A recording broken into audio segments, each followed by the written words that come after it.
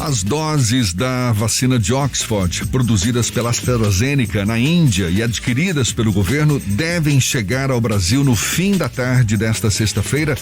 A vacina já tem autorização da Anvisa para uso emergencial. São 2 milhões de doses adquiridas do Instituto Serum, na Índia. Um reforço a mais para a continuidade da vacinação contra a Covid, mas a gente sabe uma quantidade de doses ainda muito aquém da necessidade do país que tem uma população de mais de 211 milhões de habitantes.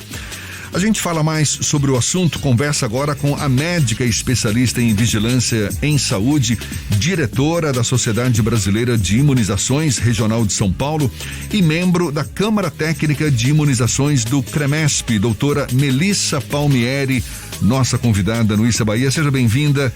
Bom dia, doutora Melissa. Muito bom dia, Jefferson e Fernando e todos os ouvintes do Issa Bahia, um estado maravilhoso dentro do Brasil. É um prazer enorme falar com vocês. Muito obrigado, prazer todo nosso. Com a chegada desses 2 milhões de doses, o Brasil vai passar a ter, pelo menos nesse primeiro momento, não só a vacina Coronavac, mas também essa desenvolvida pela Universidade de Oxford. E são vacinas desenvolvidas com tecnologias diferentes, não é verdade? Como é que a senhora avalia? Haveria alguma vantagem na escolha dessa ou daquela vacina para se imunizar contra a Covid-19? Jefferson, é muito importante essa sua pergunta, porque eu tenho escutado algumas pessoas, não, eu vou querer fazer essa, eu vou querer fazer aquela. E, na verdade, o conceito dessas duas vacinas é muito claro. Elas estão para reduzir casos moderados e graves, aqueles que vão levar a uma internação e casos até que podem evoluir para a morte. Então, não existe nem como compará-las no sentido dos estudos de pesquisa clínica que foram desenhados diferentes. Então, não é uma questão numérica, e sim da pessoa, quando for chamada no grupo eleito, ela realizar a vacina que estiver em sua cidade. Isso é o mais importante. E como é que a senhora avalia essa discussão? A gente ainda não tem doses suficientes para imunizar uma quantidade maior de brasileiros, e há quem defenda estender essa vacinação para um grupo maior, na medida em que a segunda dose possa ser aplicada num prazo também maior. É um risco para quem já tomou a primeira dose? Jefferson, isso é importante também porque aí existem diferenças na vacina, tá? Com relação à vacina de Oxford, o Comitê de Assessoramento e Imunização no Reino Unido acabou fazendo uma estratégia dessa porque eles estão utilizando a vacina de Oxford e a vacina Pfizer. Agora até teve liberação da Moderna, a vacina que não tem chance, por enquanto até hoje, a gente escuta de haver negociações aqui no Brasil. Então, vamos focar com relação a de Oxford, que é a nossa realidade. Observou-se que a partir do 21º dia da primeira dose da vacina de Oxford, a eficácia geral já acontecia em torno de 70%.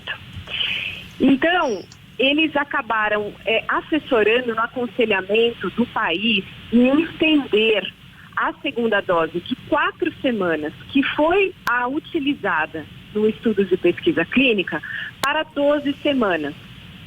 Eles têm esse dado em pesquisa clínica diferente da vacina Coronavac, que foi estudado um período máximo de 28 dias na segunda dose.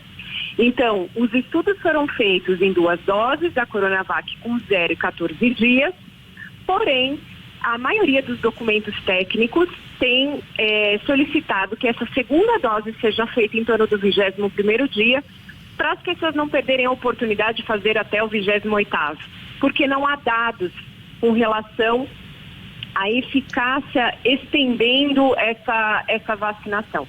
Então, eu acho que, como a gente não tem ainda, claro, com relação à Coronavac, seria uma estratégia não indicada, diferente da vacina de Oxford, que poderia haver existe um racional, uma explicação científica para isso. Doutora Melissa, Fernando quer fazer uma pergunta para a senhora também.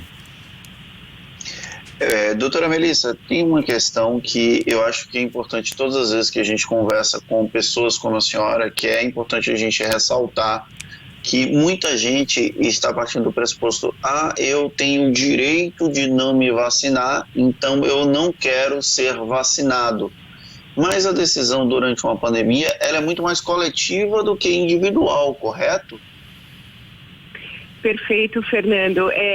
Quando nós falamos de vacinação, a gente enfatiza que a pessoa tem que entender que a vacinação no contexto social, ela é um pacto.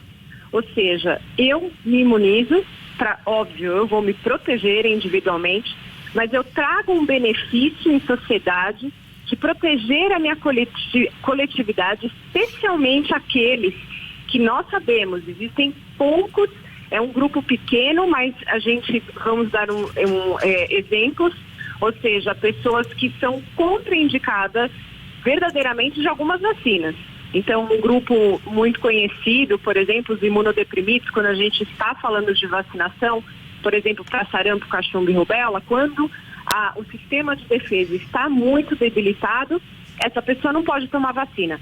Mas ela precisa do benefício, do controle dessa vacinação, ou seja, mais de 90% da população onde ele vive estar vacinada para que esse vírus não o atinja.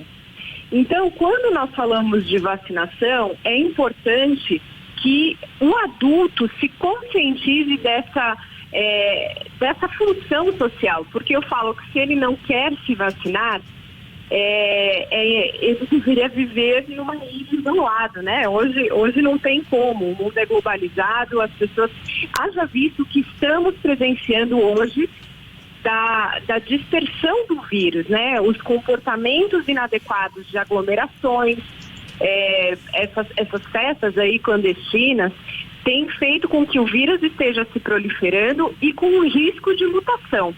Então, a gente vê isso com um pouco de preocupação, porque a gente acreditou que a pandemia traria uma evolução social no pensar o que eu posso fazer para o outro, não só para mim.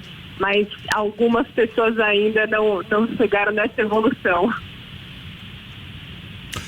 Doutora... A senhora acredita que em quanto tempo o Brasil pode conseguir vacinar a quantidade suficiente de pessoas para conseguir uma segurança na proliferação desse novo coronavírus?